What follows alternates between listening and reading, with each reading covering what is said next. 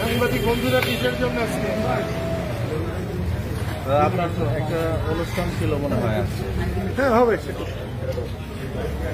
আমরা আলোচনা করবো, কি করা যায়, তা করবো, অনুষ্ঠান বিক্ষোভ মিছিল টাইপের একটা দেখা যাক, আমরা চিন্তা করে নেই।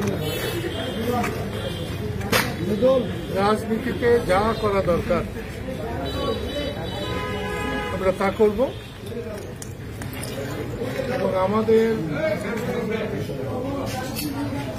প্রধান কাজ দেশের সুস্থিতি ফিরিয়ে আনা, আইনের শাসন প্রতিষ্ঠা করা। শেখ হাসিনার নেতৃত্বে আওয়ামী লীগকে যে স্বৈরাচার বলা হচ্ছে, সেই স্বৈরাচারই এখন চলবে না। একই জিনিস, মানুষের যাতে নিরাপত্তা থাকে, সম্মান থাকে, এইটার জন্য। আমার বাসায় আক্রমণ করেছে, যদি এটা সম্ভব হয় তাহলে দেশে তো সকলের বাসায় আক্রমণ করা সম্ভব। কারোর নিরাপত্তা নাই। হ্যাঁ, এটা যদি পাকিস্তান হয়ে যেত, আমি পাকিস্তান ভেঙেছিলাম, তার জন্য আইনে লোক আমার ফাঁসি হয়ে যেত, আমার এতে তো কোনো আপত্তি ছিল না, এখনো নাই।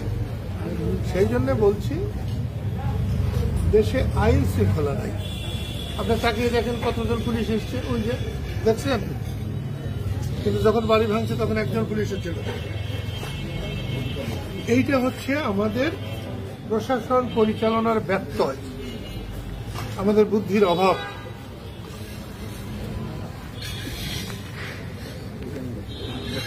আমি গতকালকেই বলেছি, আমার বাড়ি যদি ধ্বংস করে দিলে যদি দেশে শান্তি হয়, আমি তাতেই রাজি। আর এখন আমার 80 বছর বয়স হয়ে গেছে, এখন আমি চলে যেতে পারলে আমি আরো খুশি। তো সেই জন্য বলছি, সরকারকেও বলছি, যারা আন্দোলন করে শেখ হাসিনার পতন ঘটিয়েছিলেন, শেখ হাসিনার পতন আর মুক্তিযুদ্ধের পতন এক কথা না। শেখ হাসিনার পতন আর বঙ্গবন্ধুর পতন এক কথা না। শেখ হাসিনার পতন আর স্বাধীনতার পতন এক কথা না। এই জিনিসগুলো এখন কেউ কেউ বুঝতে চাচ্ছেন না।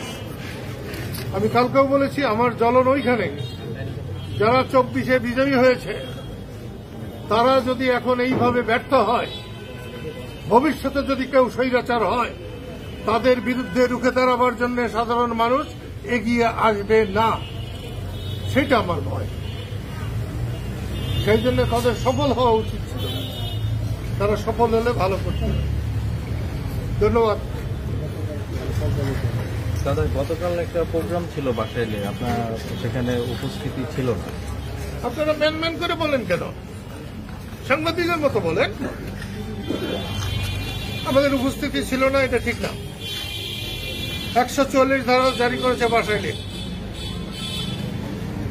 যেখানে আমরা মুক্তিযোদ্ধার মিটিং করতে চেয়েছিলাম। দেখে গেলাম জীবনে বেঁচে থেকে অনেকদিন, যে মুক্তিযোদ্ধাদেরও মিটিংয়ে বাধা দেওয়া হয়, সেই দেশে যে দেশকে পয়দা দিয়েছে মুক্তিযোদ্ধারা। বাতুলিতে বটতলায় বসার কথা ছিল, সব দোকান পাট বন্ধ করে দেওয়া হয়েছে। আমি সারা জীবন চেয়েছি মানুষের সুবিধা, মানুষের কোনো অসুবিধা হোক, সেই জন্য মিটিং হলেই আমি ওখানে ছিলাম। মিটিং হয়নি, যাইনি। গতকালকের ঘটনায় কোনো মামলা আপনারা করেছেন বা কি মামলা করেছেন? গতকালকের কোন ঘটনা? গতকালকে আপনার বাড়িতে যে হামলা ভাঙচুর হয়েছে, সেটা নিয়ম মতোই চলবে। এটা পুলিশরাই নাকি করবে, আমাদের দিক থেকে অভিযোগ করা হয়েছে। দাদা, আমরা জানতে পারলাম যে আজকে একটা বিক্ষোভ মিছিল করার কথা ছিল এই প্রতিবাদে। না, এটা সেরকম আপনাদের বলা হয় নাই। আমরা একটা প্রোগ্রাম করব, সেটা বিক্ষোভ হবে না জ্বালাও পোড়াও হবে, না সেটা শান্তিপূর্ণ একটা বৈঠক হবে, এটা কিছু বলা হয় না। আপনার কোনো কার্যক্রমে বা আপনার কোনো যে রাজনৈতিক যে প্রোগ্রামগুলো হয়, এখানে কোনো পুলিশে কোনো বাধা আছে কিনা? আমি তো জানি না পুলিশে বাধা আছে কিনা। আপনি বাধা অনুভব করছেন কিনা? আমি তো পুলিশ দেখিই না, আমি পুলিশে বাধা তো আমি দেখি নাই। আর আমাকে আইন দিয়ে বাধা দিলে আমি সে বাধা মানব, আমি বেআইনি বাধা মানি না। ঠিক আছে, ঠিক আছে। ধন্যবাদ।